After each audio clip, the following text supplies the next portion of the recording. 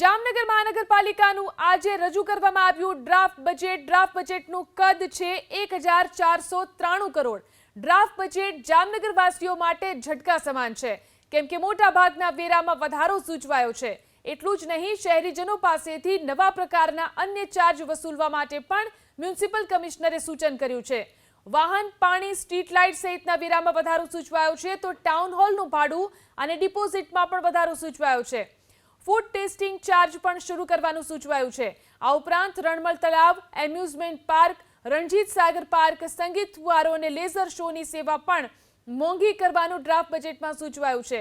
આ ઉપરાંત જામનગરમાં અદ્યતન ફૂડ લેબોરેટરી બનશે, નવા ફાયર સ્ટેશન બનાવાશે।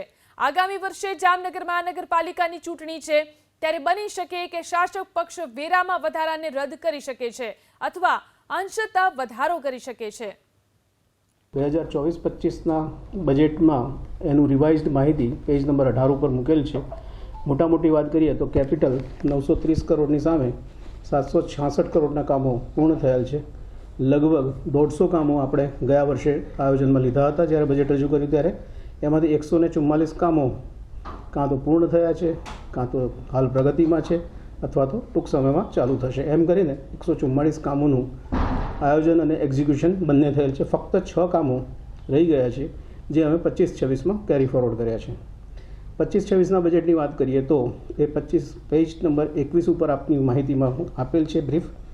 ડેવલપમેન્ટ વર્ક્સ આપણે આ વખતે 925 કરોડના લીધેલા છે અને ઇન્ક્રીઝ ઇન ટેક્સ, મુખ્ય હાઉસ ટેક્સમાં આપણે કોઈ વધારો નથી કર્યો, પરંતુ અલગ અલગ પ્રકારના કરદરોમાં વધારો કરતાં લગભગ 11.84 કરોડનો આવકનો વધારો અમે અલગ અલગ કરદરોમાં વધારો કરીને સજેસ્ટ કર્યો છે।